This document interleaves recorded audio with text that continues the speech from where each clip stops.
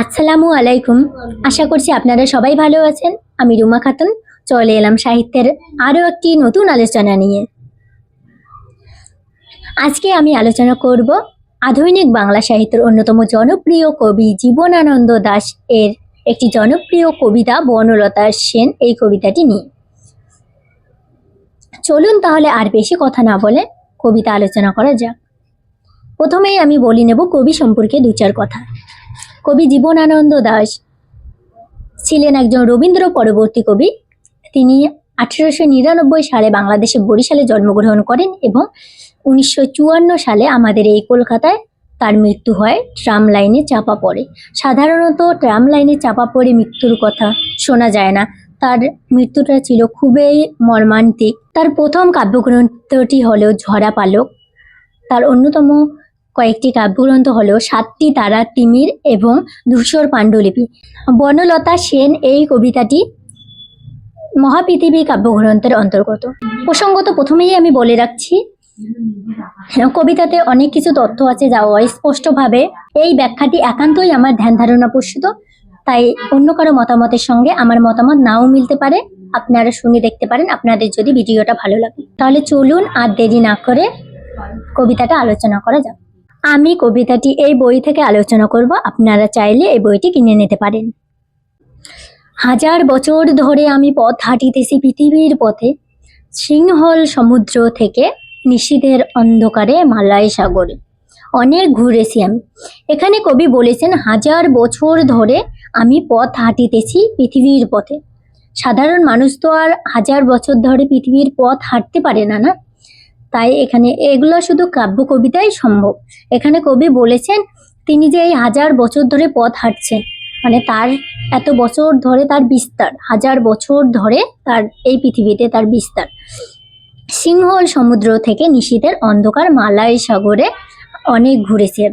মানে এখানে সিংহল সমুদ্র বলতে সমুদ্র বেষ্টিত শ্রীলঙ্কাকে বোঝানো হয়েছে, থেকে নিশীথের অন্ধকারে মালয় সাগর বলতে মালয় সাগরকে বোঝানো হয়েছে। অনেক ঘুরেছি মানে সেই শ্রীলঙ্কা থেকে মালয় সাগর পর্যন্ত আমি অনেক ঘুরেছি, কবি বলছেন। বিম্বিসার অশোকের ধূসর জগতে সেখানে ছিলাম আমি। মানে বিম্বিসার হচ্ছে হর্ষঙ্ক বংশের একজন রাজা, আর অশোক হচ্ছে মৌর্য বংশের একজন রাজা। সেই বিম্বিসার অশোকের ধূসর জগৎ, মানে ধূসর জগৎ মানে ইতিহাসের যে কথা, সেই ইতিহাসের কথা বলছে যে বিম্বিসার অশোকের ধূসর জগৎ সেখানে ছিলাম আমি। সেই বিম্বিসার অশোকের ইতিহাসের যে ঘটনা এটার কথা বলছে, যে ইতিহাসকে ধূসর জগৎ বলছে। সেই বিম্বিসার অশোকের সময় থেকে ছিলেন কবি, মানে ইতিহাস থেকে বর্তমান পর্যন্ত কবির বিস্তার এখানে সেটাই বলেছে। আর স্বাভাবিক একটা মানুষের এত বিস্তার হলে নিশ্চয়ই সে ক্লান্ত হয়ে পড়বে। হাজার বছর ধরে যদি কেউ পথ হাঁটে তাহলে সে অবশ্যই ক্লান্ত হয়ে পড়বে। এখানে কবি ক্লান্ত হয়ে পড়েছে, এটাও পরবর্তীতে আমরা দেখতে পারবো। আরো দূরে অন্ধকারে বিদর্ভ নগরে, মানে কবি বলেছেন কবি আরো দূরে হেঁটেছেন অন্ধকারে বিদর্ভ নগরে। কবির পথ চলা বলতে বিস্তার।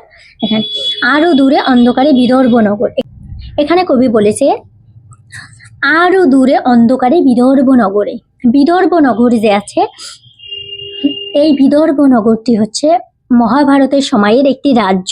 মানে সেই মহাভারতের সময়ের কথা বলছে কবি, যে আরো দূরে কবির বিস্তার আরো দূরে সেই মহাভারতের সময় পর্যন্ত, মানে বিদর্ভ নগরে। আমি ক্লান্ত প্রাণ এক, এখানেই কবি বলেছে যে আমি ক্লান্ত প্রাণ এক, মানে স্বাভাবিক মানুষ এত বিস্তার হলে মানুষ একসময় ক্লান্ত হয়ে পড়বে। এখানে কবিও ক্লান্ত প্রাণ এক। চারিদিকে জীবনের সমুদ্র সপেন, মানে কবি বলেছে এখানে জীবনের এই সমুদ্র সপেন, মানে সমুদ্রের সপেন মানে হচ্ছে সেই সমুদ্রের ছোট ছোট ঢেউগুলা যে আশ্রে পড়ে বালিতে, এবং বালিতে আশ্রে পড়ে ছোট ছোট ফেনার মতো হয়, সেই ফেনাকেই বলেছে জীবনের সমুদ্র সপেন। সেই ফেনাটাকেই বলেছে জীবনের ছোট ছোট ঘটনাগুলিকে এখানে বলেছে সমুদ্র সপেন কবি। মানে চারিদিকে জীবনের সমুদ্র সপেন আমারে দুদণ্ড শান্তি দিয়েছিল নাটোরের বনলতা সেন।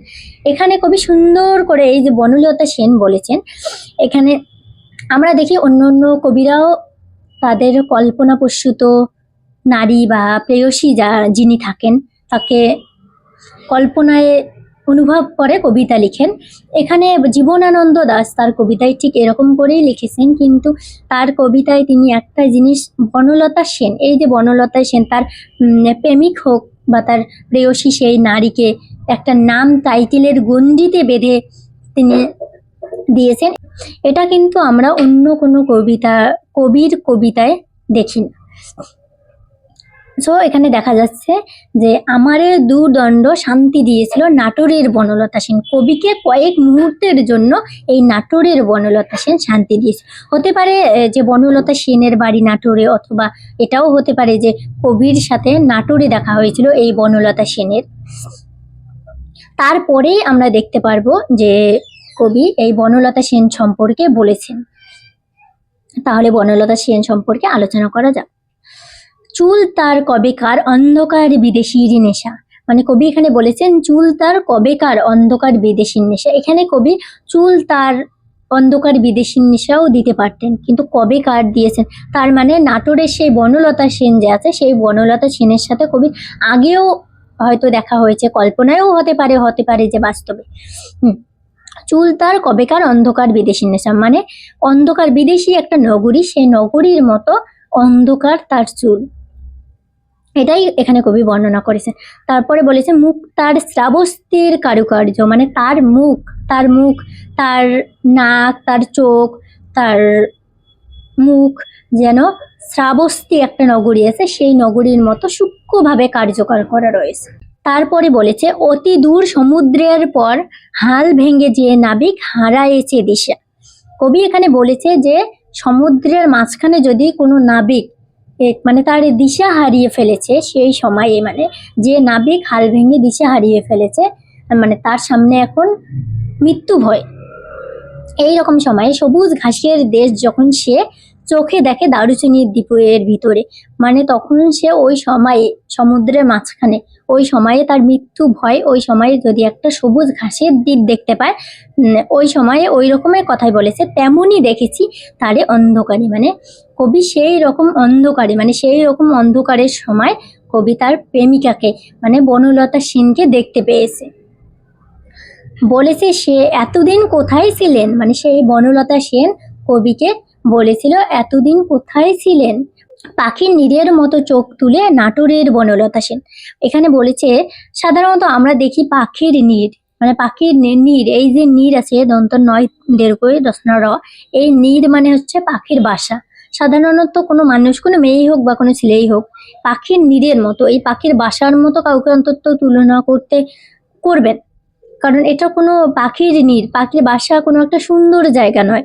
তাই এখানে কবি একটু সুন্দরভাবে, মানে একটু আলাদাভাবে ব্যাখ্যা দিয়েছেন যে পাখির নীড়ের মতো চোখ তুলে নাটোরের বনলতা সেন, মানে কবি যেন নাটোরের সেই বনলতা সেনের কাছে, মানে পাখির নীড়ের মতো, পাখি যেমন তার নীড়কে অনুভব করে, মানে তার একটা শান্তির জায়গা, তৃপ্তির জায়গা তার বাসাটা, তার নীড়টা, সেই রকম কবিও নাটোরের বনলতার চোখে তার তৃপ্তি, তার শান্তি খুঁজে পেয়েছে, সেটাই এখানে বলেছে। তারপরে বলেছে সমস্ত দিনের শেষে শিশিরের শব্দের মতন সন্ধ্যা আসে, মানে দিন শেষে সমস্ত এক দিন যদি শেষ হয়ে যায় তাহলে শীতকালে শিশিরের শব্দের মতো সন্ধ্যা আসে, মানে শীতকালে শিশিরের শব্দের মতো সন্ধ্যা আসবে, সন্ধ্যায় শীত পড়বেই, সেটাই এখানে বলেছে। ডানার রৌদ্রে গন্ধ মুছে ফেলেছিল, মানে সারা দিন চিল রৌদ্রে ঘুরে সূর্যের আলো ডানার মধ্যে তার আভা পড়ে, কিন্তু সন্ধ্যা হয়ে গেলে সেই চিলও সূর্যের সেই আভাকে ত্যাগ করে সে ঘরে ফিরে যায় বা তার বাসায় ফিরে যায়। সেরকমই বলেছে পৃথিবীর সব রং নিভে গেলে পাণ্ডুলিপি করে আয়োজন, তখন গল্পের তরে জোনাকির রঙে ঝিল্লিমিল, মানে এখানে কবি বলেছে মানে সব কিছু শেষে যখন কোনো মানুষ যখন ঘুমাতে যায় তখন যেমন মানুষের মনে পড়ে, অনেক কথা মনে পড়ে, সেই রকম কবি এখানে বলেছেন সব পাখি ঘরে আসে, সব নদী ফুরায় এ জীবনের সব লেনদেন। এই লাইনটির মধ্যে আমরা অনেক কিছু বুঝতে পারি, এই লাইনটি অনেক ইম্পর্টেন্ট একটি লাইন। এখানে বলেছে সব পাখি ঘরে আসে, মানে একটা দিন শেষে সব পাখি ঘরে আসে, তার নীড়ে পৌঁছায় সব নদী, মানে সব নদী ফুরায় এ জীবনের সব লেনদেন। এখানে বলেছে একটা নদীরও শেষ আছে, নদীও গিয়ে মোহনায় মেশে, পাখিও ঘরে পৌঁছায়, ফুরায় এ জীবনের সব লেনদেন। মানে বলেছে যদি মানুষের মানে শেষ দিন আসে তবে তার লেনদেন ফুরিয়ে যায়। এরকম একটা মানে জীবনের কোনো একটা শেষের কথা বলেছে, যে একটা দিনের শেষ হতে পারে, একটা নদীর শেষ হতে পারে, একটা মানে সবকিছুর একটা শেষ হতে পারে, একটা যাত্রার শেষ হতে পারে। মানে এরকম বলেছে যে সবকিছুরে শেষ, শেষের কথা বলেছে, সবকিছুরে শেষ, ফুরায় এ জীবনের সব লেনদেন, জীবনের শেষে মানে ফুরায় এ জীবনের সব লেনদেন, সব লেনদেন ফুরিয়ে যায়। এরকমই বলেছে থাকে শুধু অন্ধকার মুখোমুখি বসিবার বনলতা।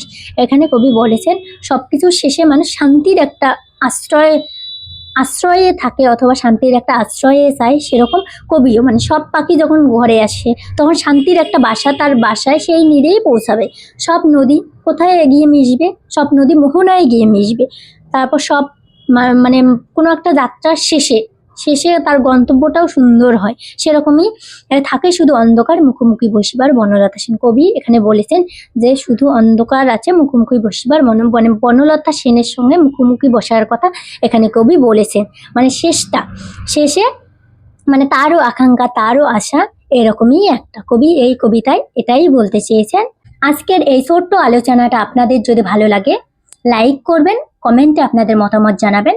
ধন্যবাদ, সবাই ভালো থাকবেন।